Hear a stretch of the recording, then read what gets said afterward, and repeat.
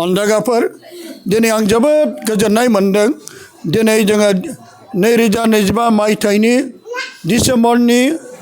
अखाफोर दानफ्रोमबो तेर'खाराव लानाय हाबाफारिनि गेजेरजों दिनै बे डिसेम्बराव बिथांमोन गासै बिमा बिफाफ्रा गावनि फिसाफोरखौ जोबोद अननायनि गेजेरजों नैबे ज्योति प्राइम मिनिस्ट्रि सेन्टाराव दैथायहरनायनि थाखाय जाय बियादै फिसाफोर जाय बियां फिसाफोर जायफ्रा जोंनि जोहोलाव सिख्लाफोरखौ बे जायगायाव दैथायहरनायनि थाखाय सिगाङावनो बिसोरनि बिमा बिफाखौ आं गोसो मैखुनजों हामबाय होग्रोबाय बिथांमोना दिनै गावनि फिसाफोरखौ इसोरनि फारसे लाबोनो थाखाय बेबायदि प्रेयारफ्राव आरो सभाफ्राव बेबायदिनो रिट्रिटफ्राव बाहागो लानो थिननाया बिमा बिफानि गेदेरथार दायथ' आरो बे दायथ'खौ बिथांमोना मिथिनानै दिनै बे सेन्टाराव हरनायनि थाखाय दा बेजों लोगोसे नोंथांमोना मा बे नानिमोन बाबुमोन बे बाहागो लानायाव गोजोननाय मोनदों ना मोनाखै बिसोरलाय बिसोर बाबु नानिमोनाबो इसोरनि सानसे समाव बिसोरो मण्डलीखौ दैदेनग्रा हादरखौ दैदेनग्रा समाजखौ दैदेनग्रा आरो गोथार आरो गेदेर मानसि जाजानायखौ बिसोर लुबैना लुबैया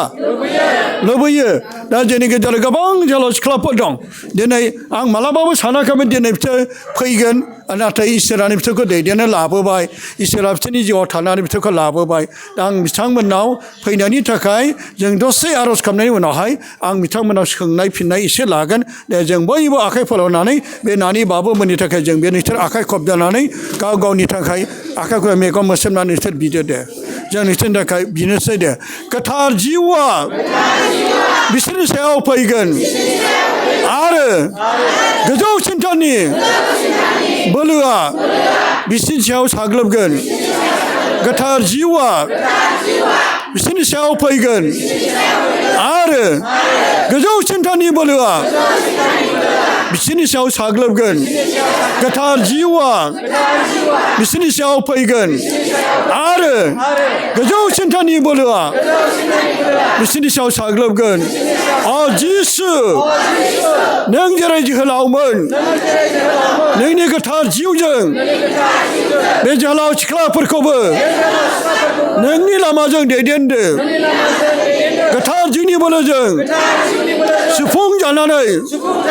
सानसे बिसोरो गोथार जानो हानाय बायदि गेदेर मानसि जानो हानाय बायदि हारिखौ समाजखौ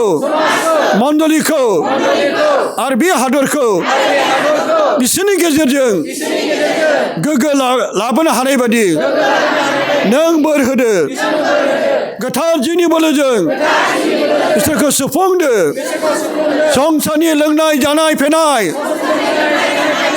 जौ बिरि सिगारेट ड्राग्स गान्जा बे गाज्रिफोरनिफ्राय नागारनानै बिसोरो नोंनि गोथार जिउजों सुफुं जानानै गोथार मानसि जानो हाथों गेदेर मानसि जानो हाथों आलेलुया आलेलुया आलेलुया जों दा सोंनोसै नोंनि नामा मा नाम मीना बसुमतारी नोङो बेहाय फैनानै माबायदि मोनखो एसे बुंनो हागोन दा गोजोननाय मोनदों माबायदि मोनदों नोङो नों बबेनि आङो हा जर्दानपुरनि नोङो बेनिफ्राय नों फरायगासिनो ना मा क्लासाव फरायदों नोङो सेकेन्ड इयाराव बेनिफ्राय नोङो मा जानो थांखि लानाय दं थांखि गैथ'आ ना बादाबो नों बे जायगायाव फैनाया दिनैसो फार्स्ट ना मालाबा आगोलाव फैखांबाय बेनिफ्राय फैनानै माबायदि मोनखो नोङो गोजोननाय मोनदों बेनिफ्राय नोङो गोजोननायखौ सोर होखो जिसुआसो ना बेनिफ्राय नोङो आरोबाव नोंनि लोगो जोहोलाव सिख्लाफोरखौबो बेबायदि नोंनि जेरै गोजोननाय जिसुनिसिम फैजानो लुबैना लुबैया गोथारै जिउ दाजानो लुबैना लुबैया दे हामबायसै नाय दे नानि नोङो फैनाया बेसे गोबाव जाखाबाय फैनाया आंना फैनाया एप्रिल मासनिफ्राय बे डिसेम्बरसिम 9 मास जाबाय बेनिफ्राय नों बाहाय फैनानै नोंनि देहाथ' लोरबांमोन नों बिदि गसंनोबो हायामोन थाबायनो हायामोन सासे सिख्ला जानानैबो नोङो दिनै गोबां दुखु सैनांदोंमोन ना खर' गिदिंनाय गोग्लैनाय आरो बेनिफ्राय नोंनि न'खराथ' जोबोर हावरिया नोंनि बाबाथ' ना सारनानै जायो नोंसोरखौ दिनै जा खबरसो मोनदों बेनो ना सारनानै ना मोनाब्लाथ' गैला रसा नांबाय दा नोङो बाहाय फैनानै माबायदि मोनखो नोङो मोजां मोनदों मोजां मोननायजों माबायदि नोंनि देहा सोखा जानो सोखा जायाखै देहाया आहा आथिङाव थाबायनो हाबाय थाबायनो हाबाय दा नोङो सासे सिख्ला जानोबो थाबायनो हालामोन 13 बोसोर थाबायनो हायिनि बे जायगायाव फैनानै जिसुआ नोंखौ सोखाबायना दे नोंनि थाखाय जों हामबायो दे आखाइ खबना हो बेनि थाखाय दे नानि नोंनि नामा मा नाम रिसा बसुमतारी रिसा बसुमतारी नों बाहाय नों फैनानै माबायदि मोनखो मोजां मोनदों गोजोननाय मोनदों नों लेखा फरायो लेखा फरायना फराया फरायो देनां मानसि गिदिर जागोन दा नों जिसुखौ अनो बे सोर बे नोंनि मा जायो आगैखौबो लाबोयो नोङो बोराबना बोराबा मालाबा बोराबोमोन दिनैनिफ्राय बोराबना बोराबला रागा जोंना रागा जोंला नों जिसुखौ अनना अना नों बाहाय फैनानै जिसुखौ अननो गोसो जाबाय उन्दैनिफ्राय जिसुखौ अननो सोलों दे दमिनि साबियो बायदि दे हामबाय दे दानि नों बबेनि आं बाटासपुर पेरिसनि ओमफ्राय नोङो बाहाय फैनानै माबायदि मोनखो आङो बेयाव फैनानै जोबोर गोजोननाय मोन्दों मानोना आंनि गोसोफ्रा दुखु दाहाजोंहाय बुंफबनानै दंमोन जे आं बेयाव फैनानै बिमानो फोरमायनानै आंनि गासैबो दुखु दाहाफोरखौ बिमानो फोरमायनो मोननानै आंनि गोसोआ रेजें मोनबाय बेनिखायनो आं जोबोर गोजोननाय मोन्दों मा दुखु खुसिजों गाबनो ओंखारदों नामा बेनिफ्राय नोंनि न'खराव नों बे गोजोननायखौ हैनो हागोन हाया गामियाव नोंनि गोजोननायखौ रानना हैनो हागोन हाया माबोरै रानना हैगोन नोङो नोंनि फोथायनाय बिनाय नोंनि गोथार जिउ दानायजोंसो हादराव नोङो गामियाव मण्डलियाव नोङो रानना होनो हागोन दा नों फरायगासिनो दं नामा दा माबे क्लासाव फरायगासिनो दङ नोंनि जोहोलाव सिख्ला लोगोफोरखौबो नोङो बि जेब्लाबो इसोरनि खाथियाव थाजानो नों हांख्रायहरनो हागोन नामा दे बुंनायसै एसे दे बुं आङो गासिबो आंनि लोगोफोर बा आंनि फंबाय बिनानावमोन जाखांफुनाय लाइमोनफोरखौ खावलायो जे गासिबो गाज्रिनिफ्राय गोजानाव थानानै इसोरनियाव नांथाबदो आरो जेब्लायबो इसोरखौ दाव खालामदो आरो जेब्लायबो मोजां लामाजों आगान सुरदो जोबोर रंजानाय दे नानि नोंनि नामा मा नाम आंनि मुङा रसना नार्जारि बेनिफ्राय नों बाहाय फैनाया दिनैसो गिबि ना मालाबा फैखांबाय फैबाय सेकेन्ड टाइम नों माबायदि मोनदों बाहाय फैनानै बे फैनानै गोसोखौ बिराद गोजोननाय मोन्दों नोंनि गोसोआव दुखु जेंनाफोर माबाफोर दंमोन नामा दंमोन ओमफ्राय दा बाहाय फैनानै जिसुनि मुङाव गथायनो हाबाय न'खराव नोंसोरा बिनायफोर दंना गैया आर'ज ज' खालामनाय गैया नों ख्रिस्टान ना न'खराव काथलिक ख्रिस्टान बबे गामिनि फुंबिलि बेनिफ्राय न'खराव ज' रजारि बिनाय मोनानि बिनायफोर बिनाय दंना गैया मा नोङो नोंनि न'खराव आइ आफा बिदा फंबायखौ लानानै न'खर गेजेर नोङो बिनो बोलो मोनगोन ना मोना नों थांखि लागोन बेनिफ्राय न'खराव बिनाय थागोन न'खराव बिनाय थाब्लासो जोङो सैताननिफ्राय देरहागोन नों सैतानखौ फेजेनगोन ना नोङो सैतानजों जेनगोन बिनाय नङाब्ला जोङो सैताननिफ्राय देरहागोन दे नानि नोंनि नामा मा नाम सबिता ब्रह्म नोङो बबेनि दिखियाजुलि मा गामि बिबारि नोङो मा बे जायगायाव फैनानै माबायदि मोनखो नोंलाय मोजां मोनदों गोजोन मोनदों नों बबेसिम फरायगासिनो दं 10 क्लास 10आव नोङो फरायबाय थागोन फरायनानै मोजां मानसि गेदेर मानसि जानो सानगोन जेब्लायबो फरायनायाव था दे नानि नोंनि नामा मा नाम आगोथा नार्जारि नों फरायगासिनो दङ माबायदि मोनदों नोङो गोजोननाय मोन्दों जोबोद गोजोननाय मोन्दों दे जोहोलावफोरनाव सोंसां दे ओरै फै दे जोहोलावफोर दे नोङो बबेनि आं गफुरनि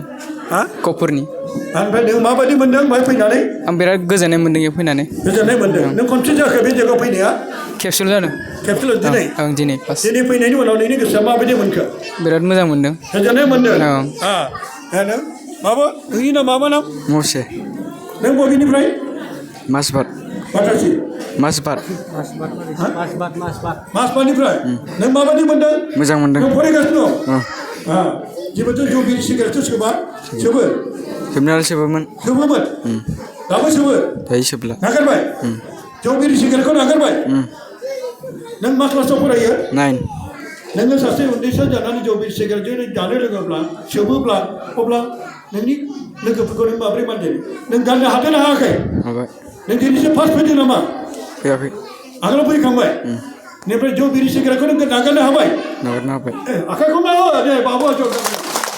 दे बाबु नोंनि नामा मा नाम आरबिया मोसाहारि बेनिफ्राय नों बबेनिफ्राय बिरंसुबा बेनिफ्राय नों मा नोंबो माबाफोर सोबनायफोर निसा बाहायोमोन नामा मोजां दे नोङो फरायगासिनो दं ना औ फरायगासिनो दङ नोङो फरायनायाव गोसो होदो दे आरो फै दे बाबा नोङो मा क्लासाव आङो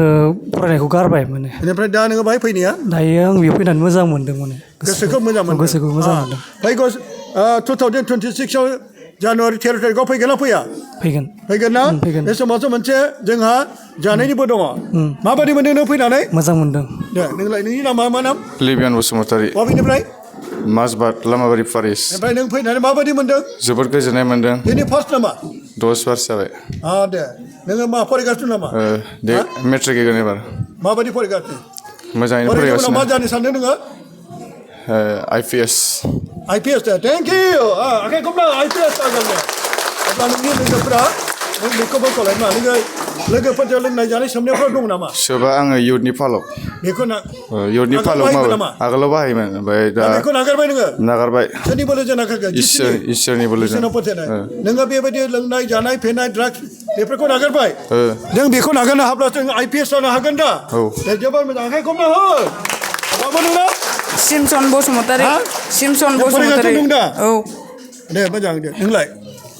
आंनि मुङा आगस्टिन इस्लारि नोङो बबेनि आं दि बाटासिफोर फारिस नों फरायगासिनो दङ नोङो दा मा जानो सानदों उनाव लाजिनो नाङा थांखि दंना गैया नोंहा जानायनि माबा मोनसे पुलिस जानो सानदोंमोन पुलिस साख्रि मावनो दे नोङो मा नोंबो लोंनाय जानाय फेनायाव दंमोन नामा आगोलाव सिगाङाव दङमोन सिगाङाव दङमोन ओमफ्राय दा नोङो बे नागारबाय ना नागाराखै नागारबाय नायदो गोबां लोंनाय जानाय फेनायफ्राव नोङो दङमोन नाथाय दा इसोरनि मुङै नागारबायना बाहाय फैबाय थानाय उनाव दे नानिमोन नोंसिनिफ्रायबो सोरबा माबा ड्राग्सफोर जाग्राफोर सोरबा दंमोन नामा ना गैला नागारबायना सोर सोर फैनानै गोजोननाय मोनखो आखाइ दिखां दे सोर सोर गोजोननाय दे बिसोरनि थाखाय जोङो इसोरनाव जेरै जोंनि सोरगोआव थानाय आफा नोंनि मुङा गोथार मोजाङै जाथों रायजोआ फैथों नोंनि गोसोआ सोरगोआव जेरै जाबोदों हायावबो बेबायदिनो जाथों जोंनि जानो नांगौखौ दिनै जोंनो हो आरो जोंनियाव दाय खालामखौ जोंनो नागार जेरै जोंबो जोंनो राय खालामनो नागारो आरो जों खान्देल' दालां अबिखानामिफ्राय जोंखौ बोखा आमोन नायदो गोबां जोंल' सिख्लाफ्रा दिनै बे ज्यति प्रेमि सेन्टाराव फैनानै गोजोननाय मोनबाय सोरबा लोंग्रा जाग्रामोन दा बिथांमोना थांखि लाबाय IAS IPS फरायनो आरो गिदिर मानसि जानो दा नोंसोरनि गेजेरजोंनो हादरा गोदान जागोन नोंसोरनि गेजेरजोंनो बुहुमा गुबुंलेया गोग्गो जागोन बेखायनो जों नोंथांमोनाव बाथ्राथिबाय नानि बाबु नानि सनामोन नोंसोरनि बिमा बिफाफ्रा खुसि जागोन जों गासै दुलाराय बुहुमनि मानसिफ्रा नोंसोरनि मोजां जिउ खांनायखौ नुयोब्ला जोंबो गोजोनगोन आरो गासै बिमाफ्रा सान्थि मोनगोन दे आखाइ खबना होदो